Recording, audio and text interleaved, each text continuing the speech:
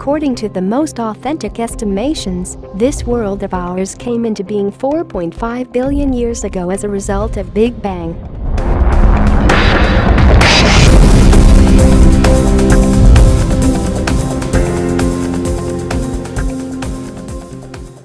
Life on this planet began 1.5 billion years ago.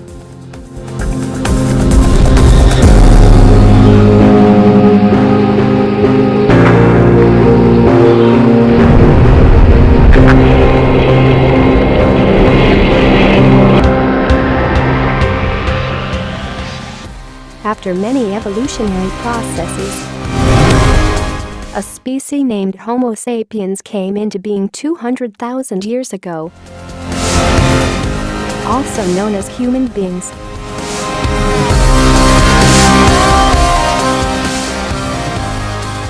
In these thousands of years, human beings went through many changes in civilizations until the recent time, the 21st century AD.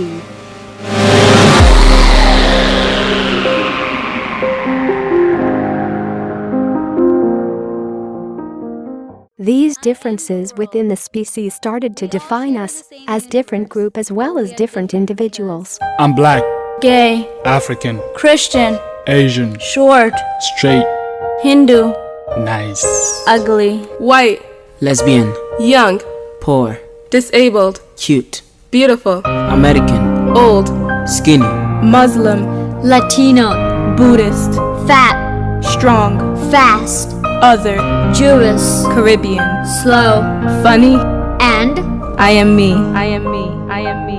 I am me. In a survey, we asked some students, "Who are you?" मैं कौन हूँ? ये आपका सवाल है। मैं एक इंसान हूँ। इंसान। मैं एक आर्टिस्ट हूँ। मैं एक इंसान हूँ। मैं अल्लाह ताला की बनाई हुई एक क्रिएचर हूँ। जिस तरह मुझे दुनिया देखती है मैं वो हूँ। I am a thinker. मुस्लिम। इंसान। मैं एक मदर हूँ। I am a student. I'm a student. मैं ऐसा देखा जाए तो I am a man. Girl. Artist. मैं कराची का रहने वाला हूँ, मैं पाकिस्तानी। ठीक है। I am a student of mass communication. I am human. मैं एक पेट्रोलियम इंजीनियर हूँ और मैं एक प्राइवेट कंपनी में काम कर रहा हूँ। I am a thinker. इंसान हूँ मैं। यार सबसे पहले मुसलमान ही हूँ, यही है। इंसान है। Human society has been classified into many types in history. The dominant classification of the time affects our opinions about what we are.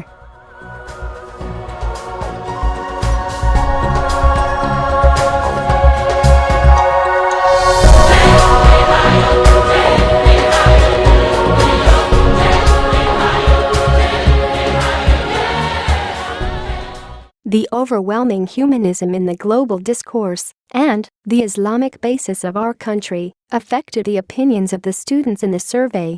Here, we are going to have an overview of different classifications of human society presented by different social thinkers in the history. But before we start, let's have a look on what people think about the classification of human society. पता नहीं।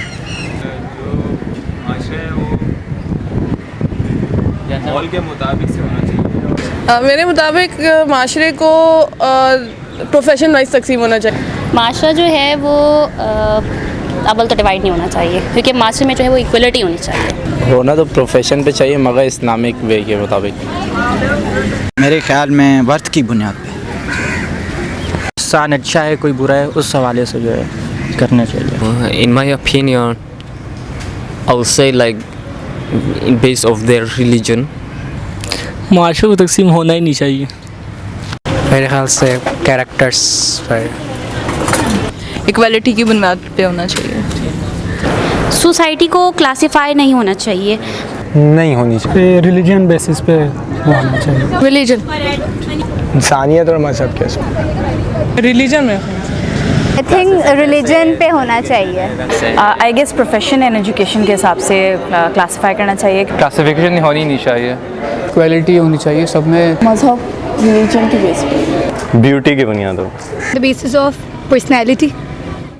These classifications are of two major types. First, the evolutionary classification, which classifies the society as process of history. This type is inspired from the concept of evolution of Charles Darwin. The other type is of historic, according to which society can be classified, irrespective of historical process. Gender differences was the first division of the human society. Due to biological differences, roles, statuses and expectations became different for both the genders. Even in Europe, till the mid-19th century, spheres of both genders remained different. Until the rise of feminist movements.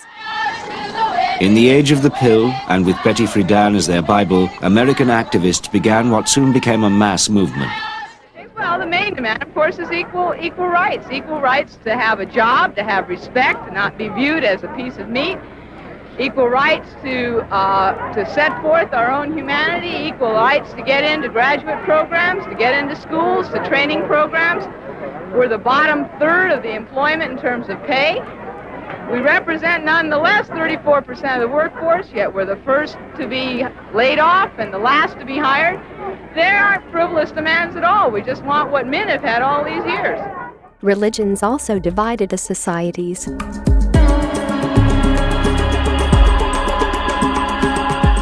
Firstly, on the basis of their followers, and the infidels, those who do not believe in their religion.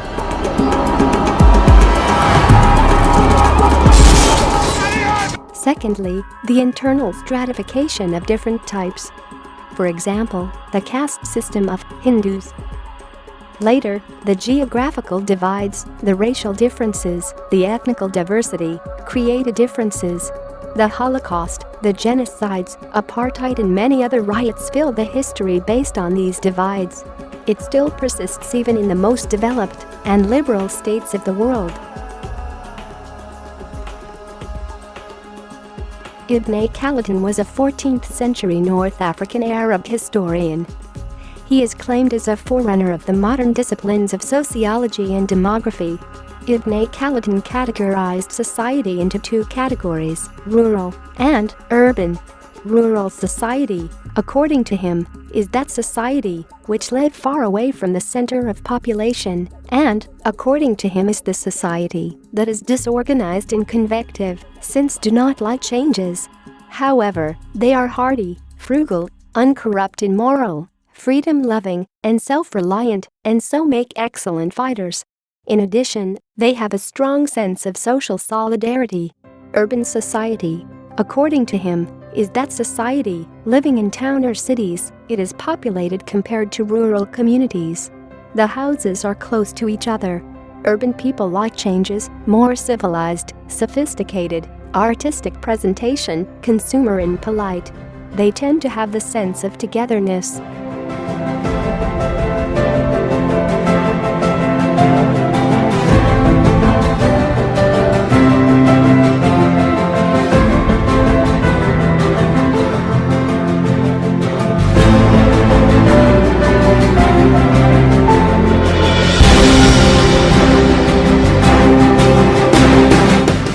Giambattista Vico was an Italian political philosopher and historian recognized as a great intellectual of the Age of Enlightenment.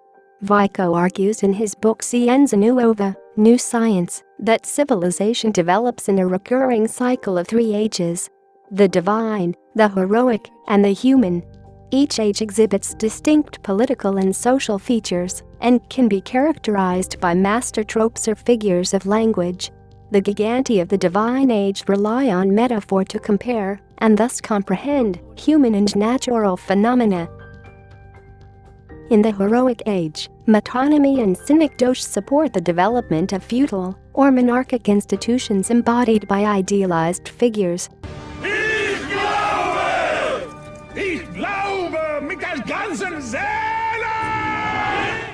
The final by popular democracy and reflection via irony. In this epoch, the rise of rationality leads to barbarism of reflection, and civilization descends once more into the divine era.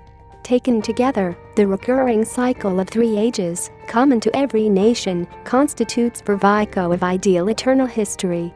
Shah Wali Allah of the subcontinent was an 18th century reformer, educationist, scholar, political activist and author of many books.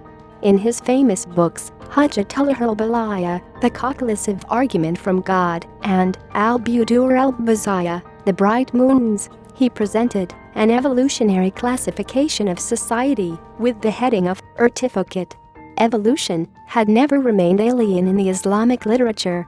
Classic Islamic thinkers, such as Rumi, often mention the evolution through the minerals, to plant kingdom, to animal kingdom, to human beings. Shah Wali Allah presented 4 stages or 4 certificate. In the first stage, he discusses a primitive society, stressing over basic needs without any culture and civilization. The second stage develops culture and civilization with more efficient and aesthetic ways of getting the needs fulfilled. At the third stage, a local government is formed with some basic institutions and essential pillars of state. On the last stage, an international government is formed with Khalifa as his head, who manages under his rule all the local governments.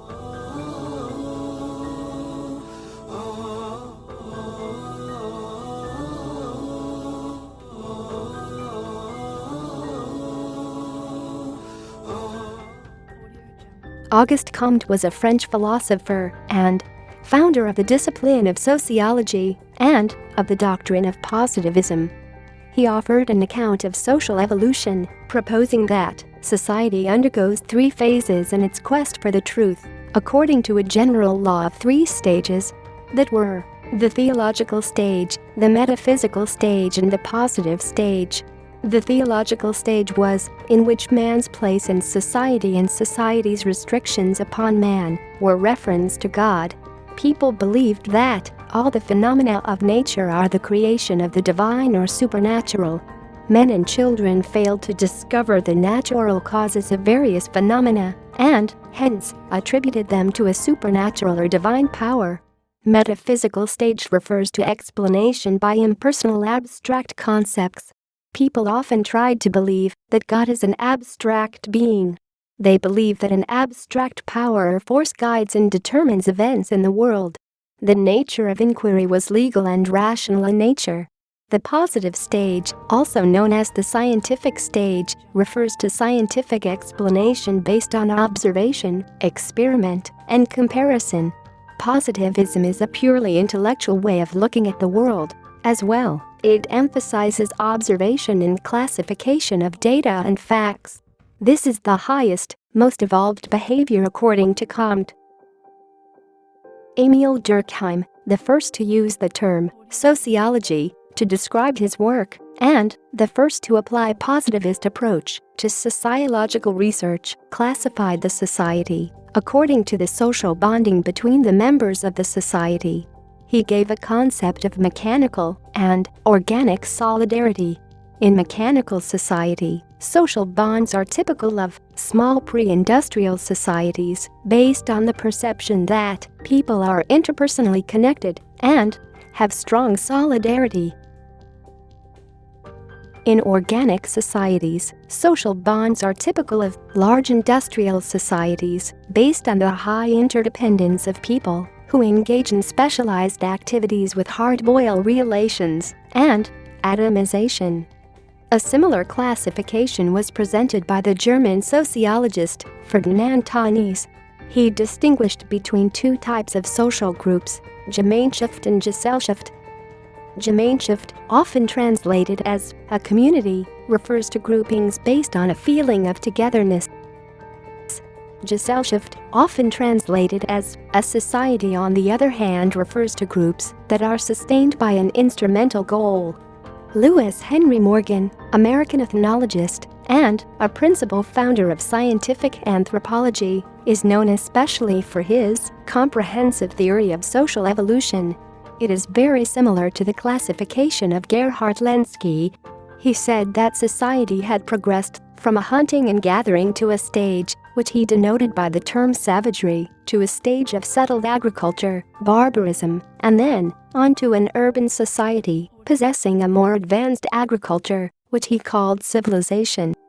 He illustrated these developmental stages with examples drawn from various culture. He divided and defined the stages by technological inventions such as use of fire, bow, pottery in the savage era, domestication of animals, agriculture, and metalworking in the barbarian era, and development of the alphabet and writing in the civilization era. The history of all hitherto existing society is the history of class struggles. Karl Marx classified all the societies of the world, historically, into the ruling classes, known as the bourgeoisie, that controls the means of production, and working classes, known as proletariat, that work on these means by selling their labor for wages, who, according to him, are the oppressors and the oppressed, respectively. Karl Marx presents an historical evolutionary classification of society based on the means of production. He said that society has evolved from primitive communism, Asiatic mode of production, antique or ancient mode of production and feudalism to capitalism in his era, and will finally evolve into socialism or communism. Human society of primitive communism is seen as organized in traditional tribe structures, typified by shared values and consumption of the entire social product. As no permanent surplus product is produced, there is also no possibility of a ruling class coming into existence. The Asiatic mode of production is said to be the initial form of pre-feudal class society, where a small group extracts social surplus through violence aimed at settled or unsettled band communities within a domain. Exploited labor is extracted as forced corvée labor during a slack period of the year, allowing for monumental constructions such as the pyramids or the Chinese Great Wall. The primary property form of this mode is the direct religious possession of communities and all those within them. The ruling class of this society is generally a semi-theocratic aristocracy which claims to be the incarnation of gods on earth. The forces of production associated with this society include basic agricultural techniques, massive construction and storage of goods for social benefit, similar to the Asiatic mode, but differentiated in that the form of property is the direct possession of individual human beings. The ruling class usually avoids the more outlandish claims of being the direct incarnation of a god and prefers to be the descendants of gods or seeks other justifications for its rule. The forces of production associated with this mode include advanced two-field agriculture, the extensive use of animals in agriculture, and advanced trade networks. The primary form of property is the possession of land in reciprocal contract relations. The possession of human beings as peasants or serfs is dependent upon their being entailed upon the land. The ruling class is usually a nobility or aristocracy. The primary forces of production include highly complex agriculture with the addition of non-human and non-animal powered devices, clockwork, windmills, and the intensification of specialization in the crafts. The ruling class is the bourgeoisie, which exploits the proletariat. Capitalism may produce one class, bourgeoisie, who possess the means of and another class who possess only their own labor power, which they must sell in order to survive. The key forces of production include the overall system of modern production with its supporting structures of bureaucracy and the modern state, and above all finance capital.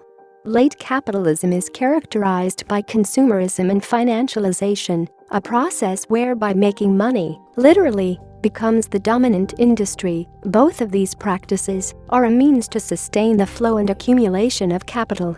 The socialist mode of production is the post-capitalist economic system that emerges when the accumulation of capital is no longer sustainable due to falling rates of profit in real production. A socialist society would consist of production being carried out, organized in a manner to directly satisfy human needs, with the working class cooperatively or publicly owning the means of production. Herbert Spencer proposed a basis for distinguishing between types of societies. In the scheme, the focus is on the type of internal regulation within societies. The two types of societies were what he called militant and industrial societies. Militant society, structured around relationships of hierarchy and obedience, was simple and undifferentiated. Industrial society, on other hand, based on voluntary, contractually assumed social obligations, was complex and differentiated. Gerhard Lenski, the sociologist of our century, presented a technologically determined, evolutionary classification of the society. He proposed that social change is determined by technological advancements. The 4 stages he presented were hunting and gathering society, horticultural and pastoral society, agrarian society, and industrial society. In our times, the recent and coming ages are anticipated according to the developing and predicted technologies, just as Gerhard Lenski proposed. Advancements in industries and research in artificial intelligence, bioinformatics, nanotechnology, aerosciences, big data analytics, etc. suggest post-industrial age and information age after these ages. We can't all be same, we have differences, we will remain classified into different sections, no matter where the society goes as the result of further social change. But let's promote unity and diversity, with love and harmony.